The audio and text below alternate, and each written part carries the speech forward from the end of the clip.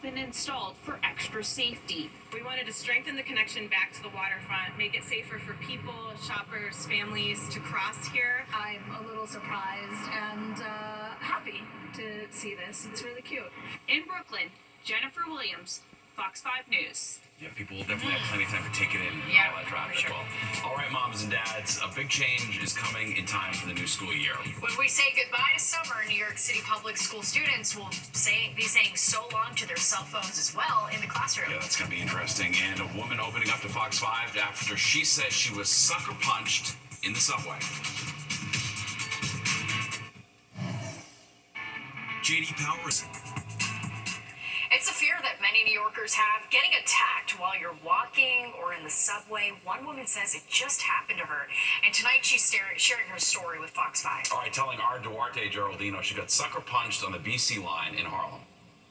Punched in the head while I was waiting for the subway yesterday, so let's talk about it. This TikTok video has been seen thousands of times. In it, Tori Heinlein talks about what happened Tuesday afternoon when she was on an uptown Manhattan subway platform. She approached me and she asked me twice if I was going to apologize. She was like, "Are you going to apologize? Are you going to apologize?" Tori says she'd never seen this woman before. She didn't understand what was happening. Kind of the second that we broke eye contact was when she hit me on the side of the head as hard as she could.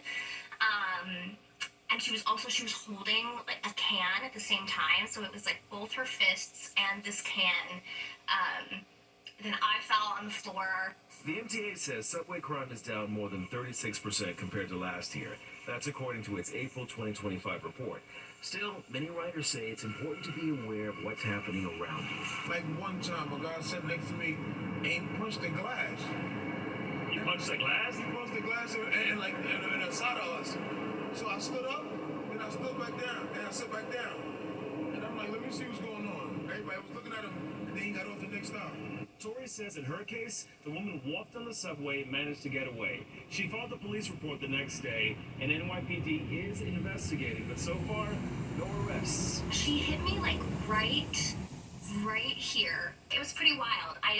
There's a little bit of bruising underneath my hair, but it's like right where my temple is. Tori's lived in New York for 3 years. She still takes the subway every day, but now it feels a little different. I still now feel very on edge on the train right now. And especially waiting in the station. There is something about that you sort of just feels like you're like a sitting duck. In Harlem, Duarte Geraldino, Fox 5 News. DNY firefighter Matthew Goycochea was killed in a motorcycle crash on the FDR this morning. Police say the 31-year-old fell off his bike on the northbound side. He was later hit by a vehicle that then left the scene. He was transported to the hospital where he was pronounced dead. So far, no arrests. The city's medical examiner rules Food Network star and celebrity chef Anne Burrell committed suicide. The examiner says she took a lethal dose of drugs. Burrell was a frequent guest on Fox 5 and was best known as a longtime host of Worst Cooks in America. Her body was found in her Brooklyn home on June 17th. Anne Burrell was 55. 30 people were hurt after two buses crashed outside of the Lincoln Tunnel this morning. It happened just before 9, involving two NJ Transit buses. Fox 5 was on scene as people were taken away on stretchers. Officials say all the patients suffered non-life-threatening injuries. And officials still trying to figure out exactly what caused that crash. Well, summer isn't even over yet, but New York City public schools are already getting ready for fall. All right, and that includes implementing the new statewide school cell phone ban. Fox 5's Stephanie Bertini has what you need to know before kids head back to the classroom. The days students can have their cell phones, tablets, smartwatches, and other devices on at New York City public schools are over. This parent is not opposed. It makes sense. I grew up without tablets or, phones. Kind of a return to the past. Yeah. The mayor and the New York City Public Schools chancellor releasing an updated cell phone and electronic device policy to be implemented this coming academic year. The focus? Distraction-free city schools. Alex Zimmerman covers New York City Public Schools for Chalkbeat. I think some folks are really happy for this policy and have been in classrooms where cell phones and other devices are a real distraction and make it difficult to learn. I think there are also folks who have like real concerns about this, ranging from, parents want to be able to communicate with their kids in the event of emergencies, or some students have caretaking responsibilities.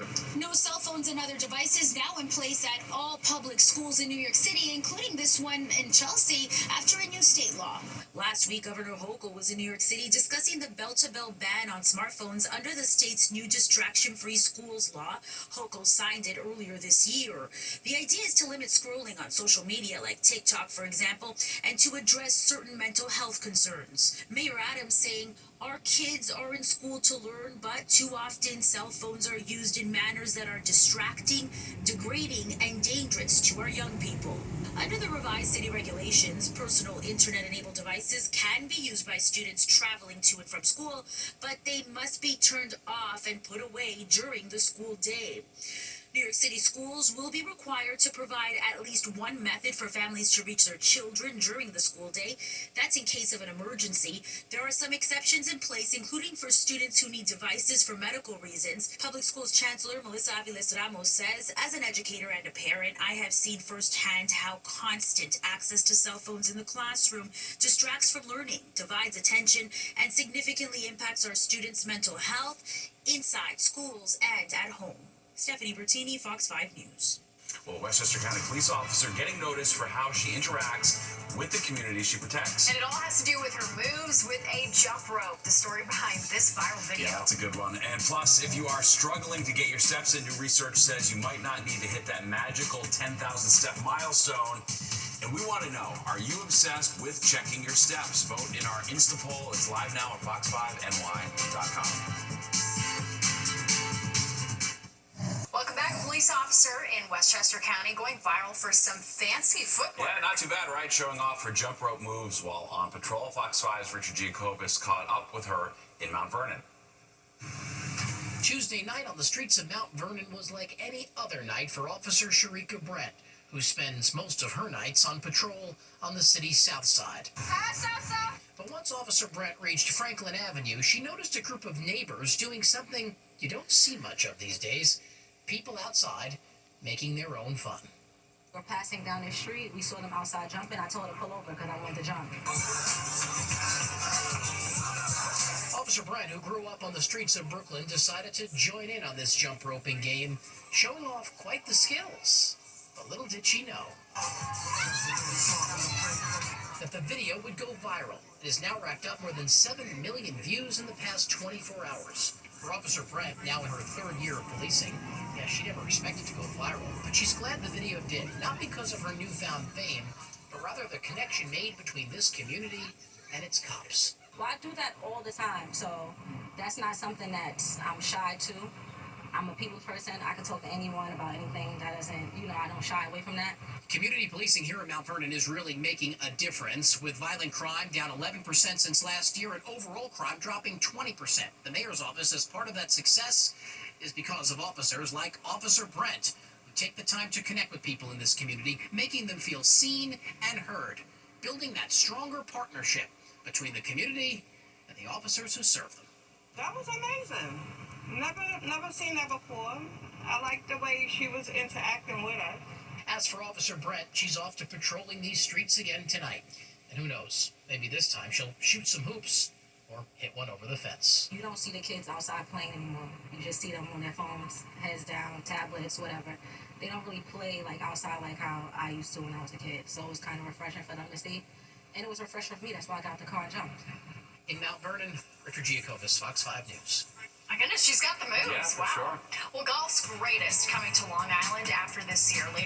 All right, we're going to have a preview of the high-stakes international competition, the Ryder Cup. And if you are obsessed with tracking your steps, new research says you don't have to walk as far to get the results. What you need to know. Well, if you're counting your steps and don't make it to 10,000 a day, we have some good news. New research says that if you fall short, you can still have a spring in your fitness step. Fox 5's Jennifer Williams laced up her running shoes for this one. You're always trying to make it to 10, but I guess the narrative has changed. Getting in your 10,000 steps is viewed as a tried and true health concept, but the magic number is up for debate. I usually try to get anywhere from 5,000 to 6,000. a day, but I mean, when I'm going into work, it's usually closer to like 7 to 8. Now that my goal is a little less, so I'm not having to aim for 10,000 every day, so I can feel a little more relieved. I find even when I travel, I don't get as many in.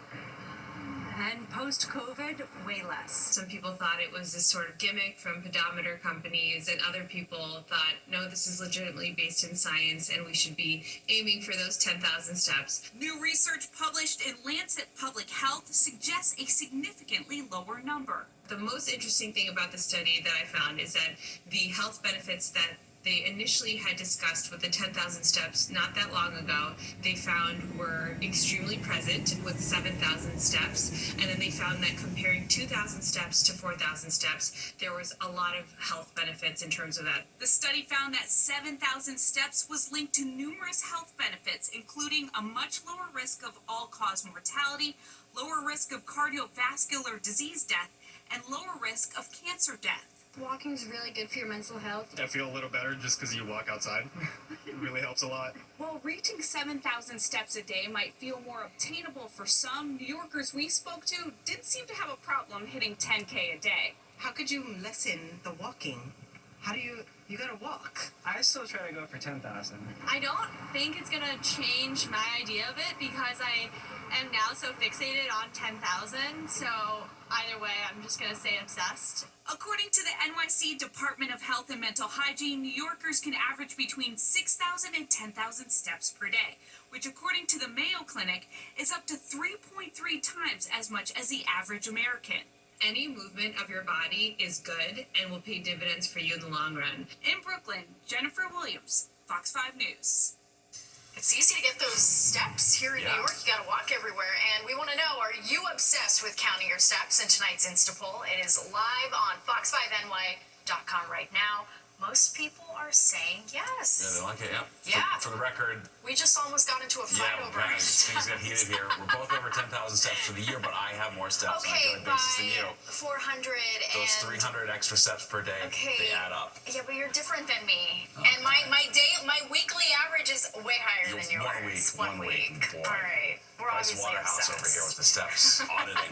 All right, let's take a look at the live outside right now. It's going to be hotter when we get our steps in.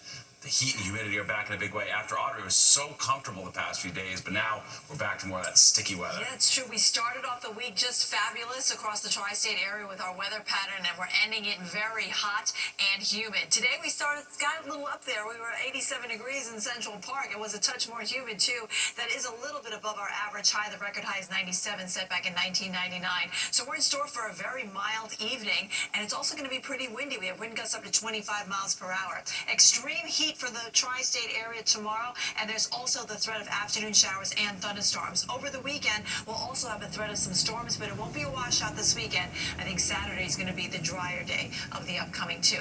All right, 80 degrees in Central Park right now, 85 at this late hour out at Newark Liberty Airport, at 75 in Belmar, 79 in Poughkeepsie, and East Hampton's checking in at 72 degrees. Now, our dew points, which is a measure of moisture in the atmosphere, are reflecting that humidity that's starting to build in across the region. When we see numbers at about 65, that's when it starts to feel humid. Well, we're already in the 70s here in Sussex and Monticello, and I think we'll see a lot more 70s tomorrow. So the heat index right now is in the upper 80s around Newark, 77 in Belmar, feeling like 82 in Central Park. Tomorrow, our heat index values will be way hotter. We're looking at 90s and 100s across the tri-state area. Here we are at about 3 o'clock tomorrow. We're looking at a heat index of 101 in Central Park, 105 in Newark. This is also where we have heat advisories and extreme heat warnings for all day long on Friday. Winds are not giving us much of a relief here. They're coming out of the south. Actually, the East Hampton area or the Hamptons out towards Montauk Point, you've been benefiting from the cooler ocean waters with that wind coming in from the south here. Temperatures were kept at bay. But inland numbers are pretty warm right now. Looks like we'll see our wind gusts up to 25 miles per hour as we move along through the rest of the evening here.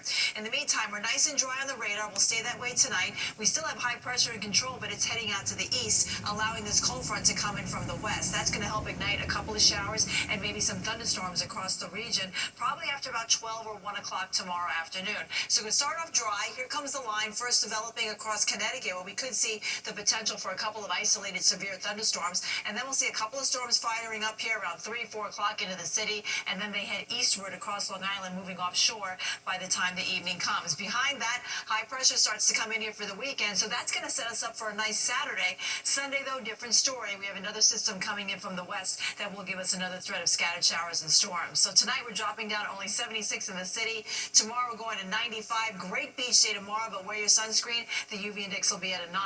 Very hot at Yankee Stadium tomorrow night, so dress light. Temperatures will be in the 80s throughout the evening game. 88 for Saturday, 85 for Sunday, and then we're back into the 90s next week. Steve and Natasha? All right, we have been warned. Thanks, Audrey. Well, the eyes of the golf world will be on Long Island later this year. Straight ahead, we're showing you how they're getting ready to host the Ryder Cup.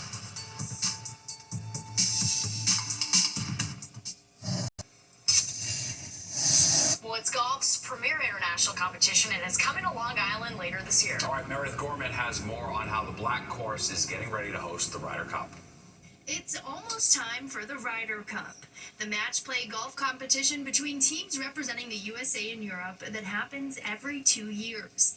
This year, it will be at Bethpage Black Golf Course in Farmingdale from September 23rd to 28th. Our initial hope is that fans are going to get out here.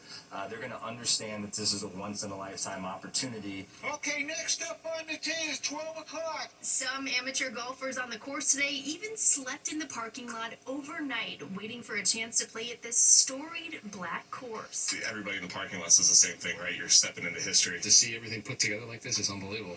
Getting ready to host the Ryder Cup has been a boots-on-the-ground operation at Bethpage since 2022.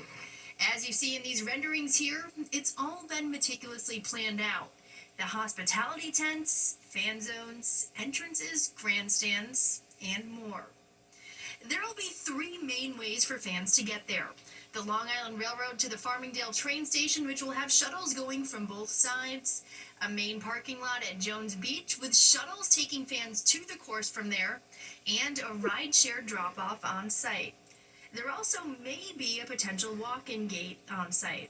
Construction is very much underway on the course to get it ready to host what Ryder Cup executives say is a sold-out crowd from Thursday to Sunday. The first hole and the 18th hole will be set up side by side, and fans are expected to be on site early to root for their teams when they get on that first tee box, which also will feature a special pre-show that has not been announced yet. There's going to be 25,000 people here by 7 a.m.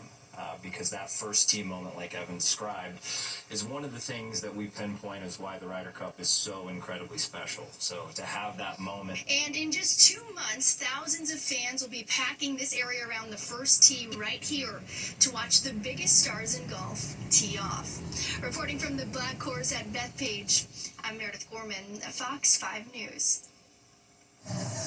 Well, Hyundai's Hope on Wheels program making a big donation to Memorial Sloan Kettering Cancer Research Center today. The 2 grants totaling $500,000 will fund pediatric cancer research. Hope on Wheels has awarded over $277 million in pediatric cancer research to children's hospitals nationwide over its nearly 30 years in operation. For almost 3 decades, Hope on Wheels has driven hope in hospitals, homes, and communities nationwide. But the story isn't about us. It's about the families who inspire us every day and the scientific pioneers like those here today who are leading innovative and life-saving research. And according to the CDC, more than 15,000 children are diagnosed with cancer each year in the U.S. Well, it's more of the 10 o'clock news straight ahead. We'll be right back. The world premiere at the Angelica Film Center in Greenwich Village tonight. It's for an inspiring film called Match in a Haystack. It focuses on Ukraine's leading contemporary dance group and how their search for resistance against the atrocities of the war with Russia led them back to dance. American Ballet Theater's Misty Copeland's the executive producer, and it was directed by 5-time Emmy winner Joe Hill. And to me, what's so significant about this movie is that for a couple hours, you can choose to sit in a room with a bunch of strangers and watch a group of people from across the world who are deciding to find meaning in their lives, despite their circumstances being so completely atrocious. And Match in a Haystack is coming to theaters this summer. All right, before we go, let's check the results of tonight's Instapoll. Yes, we asked you, are you obsessed with checking your steps like we are? Here's what you had to say. 72% of you say yes, 28% of you say no. So you guys also don't have fights in your Yes, right. stations At too? your work, with your coworkers, who gets the most steps. Maybe we take it a little too far here. Good lesson for us. Bit too far. Yeah, not to get too carried away. All right, and don't go anywhere. Good Night New York with Crystal Young and Ryan Christopher is next at 11, and you do not want to miss it. All right, that does it for us tonight. If you've missed any part of the 10 o'clock news, you can always catch an encore on our free streaming app, Fox Local. Or you can stream our newscasts anytime. Have a great night.